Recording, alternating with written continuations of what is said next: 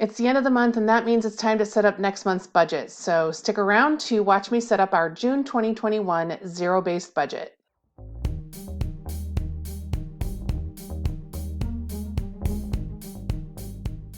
Hi friends, and welcome to the Budget Bounce. If we haven't met yet, I'm Jen, and we talk all about living life on a budget, saving for our future, and paying down debt on this channel.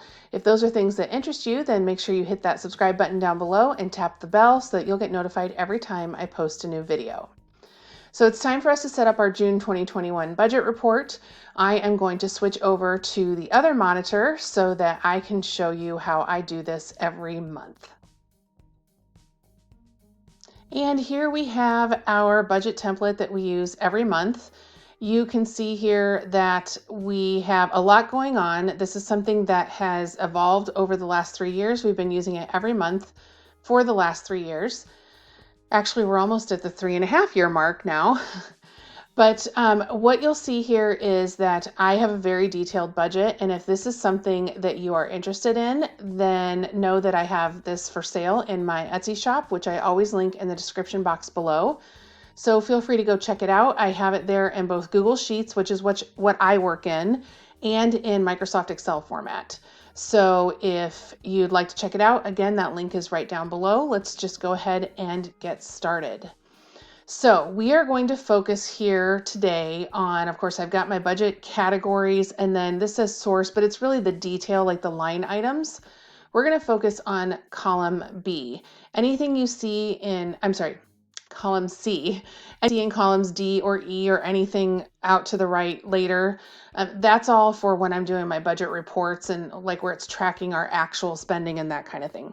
So we're going to focus strictly on the budgeted column, which is column C.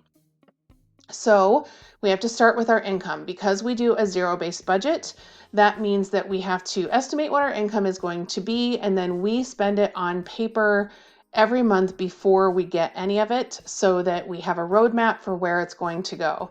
We are two spenders who struggle with spending, and this is very, very important so that we do not spiral out of control. Here we are looking at our income, and this is driven by this box over here, actually. So what I do is we have our expected in here, which I've already populated, and it is already populated over here because once I enter it here, it populates here. And then we have, let's see here, I do show the rental income. The reason why I don't share our details of our checks, of our actual regular full-time salaried employment checks, just for a little bit of privacy. We do share all of the totals, so that's not a problem. But we do show the detail of the rental income and then sinking funds and then the emergency fund if any of that comes up. Right now, we expect $600 in rental income on top of our salaries. I do plan on spending $7 out of sinking funds for a hair appointment, and then we don't have any plans for emergency fund at this point in time, which brings our total income to $10,530 is what we are expecting to have to spend in the month of June 2021. So then we get into each of our categories here. So in giving, we plan on $550, and I think I've talked about this every year. When we get to the spring, May and June are huge gift giving months for us because of all of the birthdays and graduations and things that all hit all at once, anniversaries, all that good stuff. So there's a lot going on. We have a twin niece and nephew who are graduating from high school this year. So a big chunk of this giving is for their high school graduation. And we also have lots of birthdays. They both have birthdays also. They graduated on their birthday this year.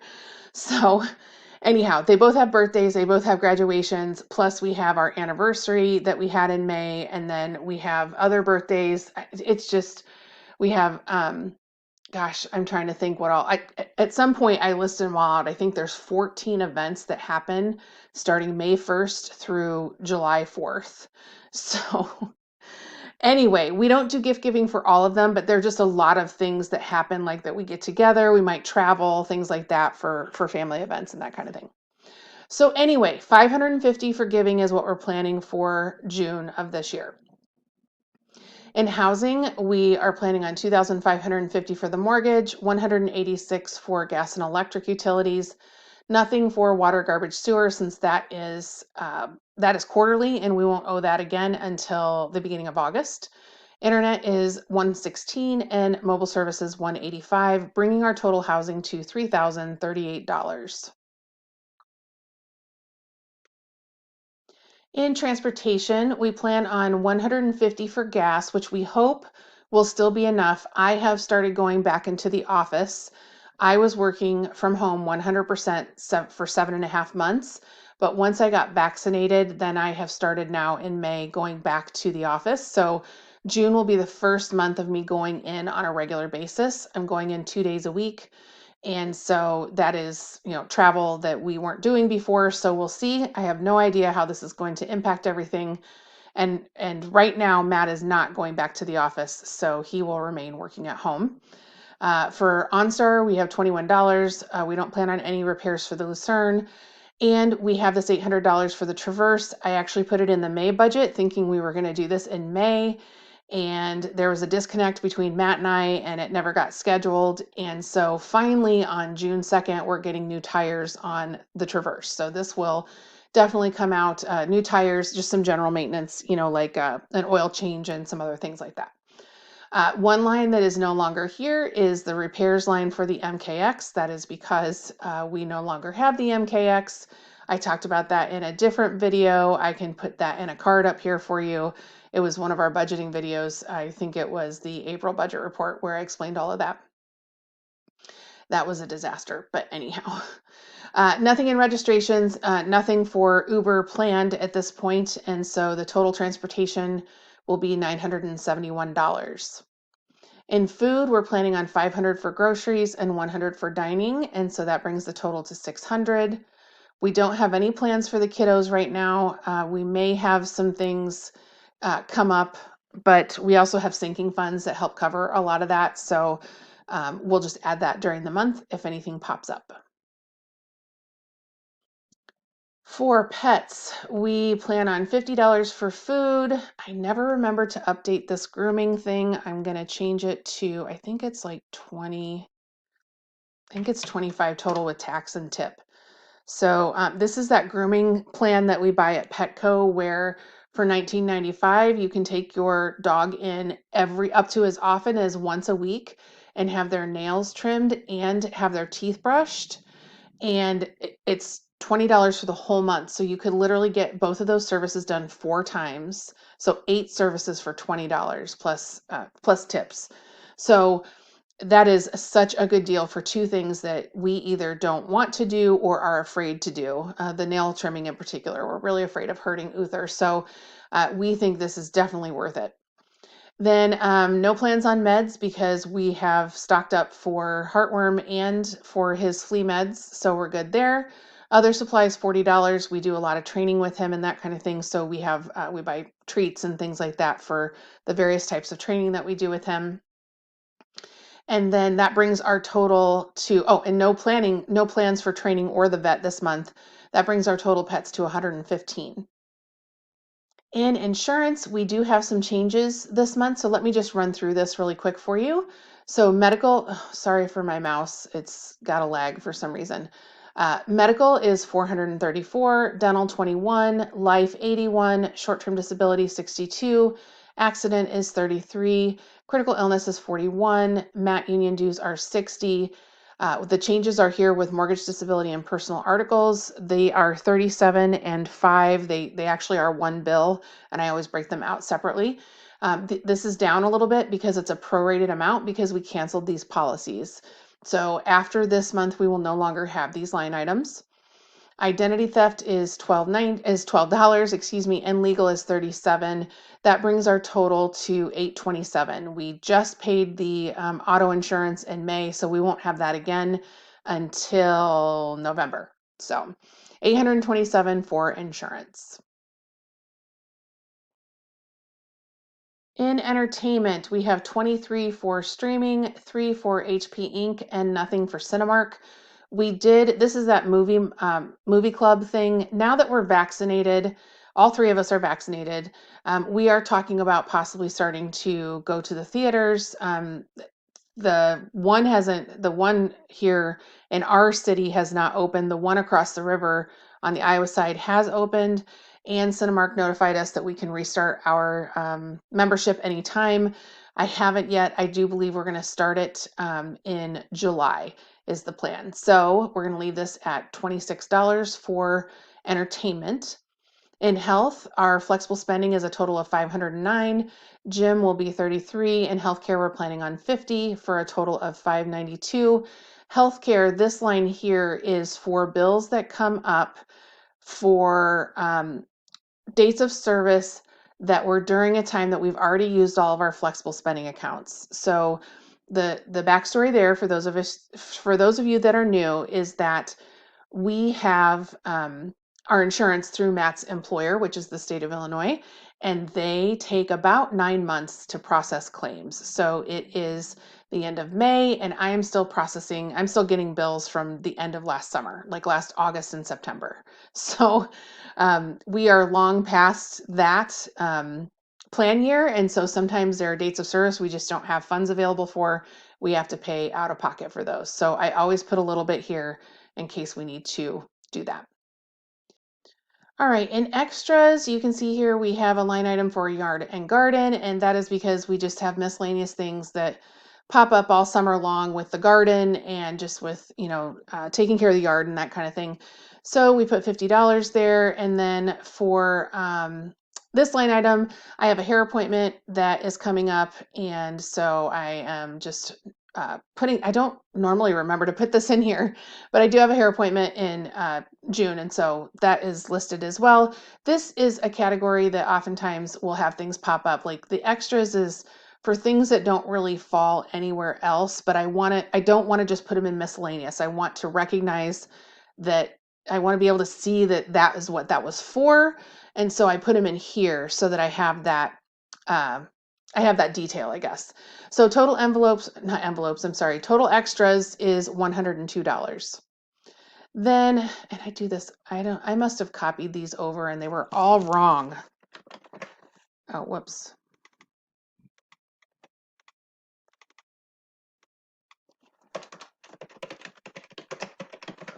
All right, so miscellaneous, we will do 40 for each of us for spending, and then 100 for the household and 100 for all other miscellaneous, bringing the total to $280. Sorry for all the background noise. Next up, we're going to move into savings, and you'll see here we've got some extra columns now that we're down into these categories. So I had to make this a little smaller to fit everything. But in savings, we have line items for emergency fund, which we don't plan on putting anything in. Investments will be, I'm so sorry for that. I forget those pop up. Investments will be $10. That'll go to the M1 Finance account.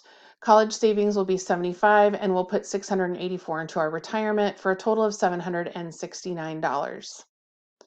For sinking funds, I'm going to run down through these. You can see we're not doing a bunch of them this month, and that is because the tires for the Traverse, the $800 we have for that, is eating up a bunch of that.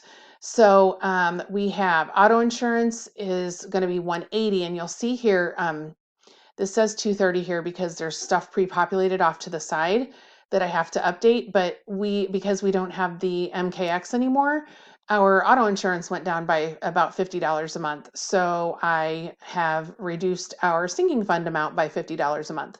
So 180 to auto insurance, 30 to auto registrations. We're not going to put anything in a bunch of these. I'm going to skip over those. $80 to city utilities, 197 into home maintenance. More, we hope, will have some miscellaneous income come in that we can put more in here. And 81 into life insurance. That brings the total to 568. That's a lot less than what we normally put in sinking funds, and that is just because we have to deal with some other expenses that are happening right now.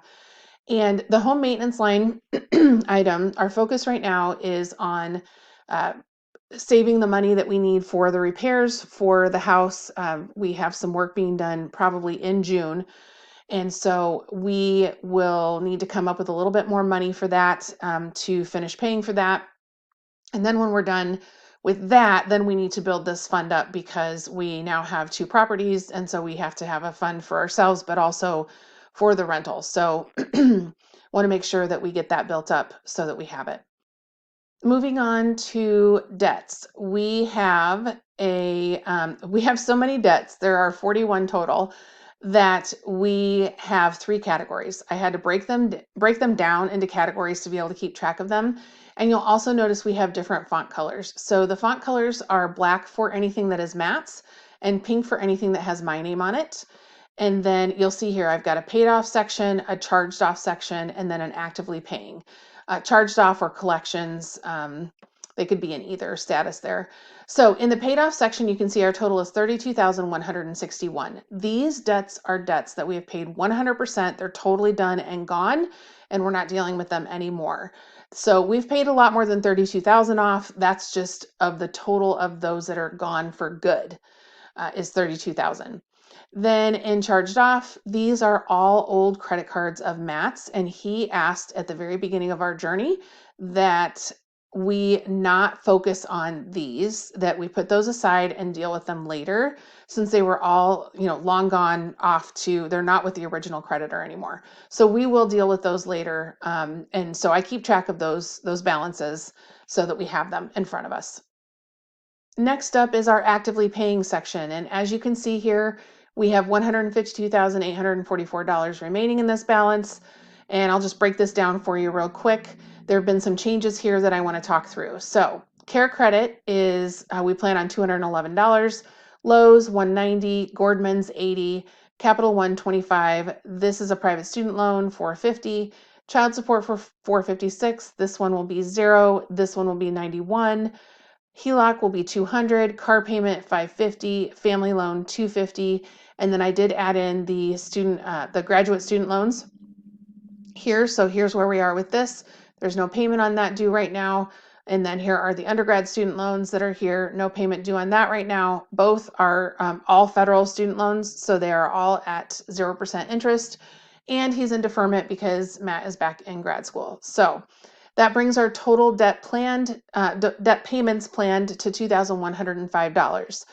What I want to do is circle back and talk about the child support a little bit, because you can see here we have a 0. So Matt has paid off everything in this order. And so they have finally made that adjustment. And so in June, he will not be having to pay anything to this order. We are hoping that they will reallocate it eventually to the other 2. I don't care how they split it up. I just don't want it coming back to us. I want it to go towards debt. So since they're not reallocating it so far, we are planning on putting the $161 that was here before towards Care Credit, which normally is $50. 50 plus $161 is $211. That will get this one down to about $600. It'll be $614 at the end of the month. So we'll plan on doing this on this one until they reallocate it or until this one's paid. And I wanted to talk a little bit more about the child support down here. So I'm going to jump over to the May chart to show this to you. So this is a little chart I've been keeping to try to keep track of how much in the balance in the child support is actual support and how much of it is interest, because he has had accrued interest over the years. And so that is definitely, it's a huge part. You can see it's a huge part of this balance. So at the end of May, where we landed was he owes no support on this one. He has overpaid support on this one by $98, and he owes $65 in support on this one, which actually puts him in a negative balance. I don't know what they'll do with this net $98. I'm hoping they'll just put it to the other ones. Again, I don't care how it gets allocated, as I just don't need it to come back to us. So it just needs to go against the other orders if they'll do it. I have no idea. I have no experience in this. For interest, he owes $6,162 on this one, nothing on this one. I mean, this one is truly done. Once we get this negative dealt with, this one's truly done. And then this one is $3,243, bringing the total to $9,405 in interest. But because of that negative, our total is $9,372 coming into June. Okay, so just wanted to share this with you so you could see. And then down here, you can see I'm noting on the paychecks for number 2 here, where he made a payment and how much was applied to the balance and then what the overpayment was. So, and the reason why this says 78 instead of 80/50 is because every pay period on each of these line items, he has to pay a $2.50 admin fee. So that comes to $15 a month. So we've been paying $180 a year in admin fees for them to manage this. So the fact that this one is gone will reduce that now down to $10 a month, making it $120 a year. And we are ready to be done with these, and they will be finished up in 2022 for sure. We are not going to get them done in 2021, but next year they will be done. Jumping back over to June here, you can see, let's just finish out. This is again, column C is the budgeted column that we're focused on. So right now you can see we have total expenses of $10,545, but our income is only $10,530, so we're over a little bit. So this is where I need to make an adjustment and go, okay, well, where am I going to take that $15 from? I am actually going to take it out of here, and I'm going to make this, I think will be in 195. Yeah, 195. Excuse me, what we'll plan on paying to Care Credit. That leaves a few cents. I'm okay with that. But this will still have a nice chunk then against this. It puts us down to like 640 or something, or 630, I'm not sure. So that is what June looks like for us. We're just plugging away here, trying to juggle many things at once. We do have some things in the works that I will be talking about in the near future that should impact our income. And so I'm looking forward to sharing those with you. I just am not to the point where I have all the details. That will be coming. You have that to look forward to. In the meantime, I hope all has gone well with you getting your June budget set up. Make sure to leave me a comment down below and let me know if you've gotten yours done, how it's coming, how you can share how June's looking for you.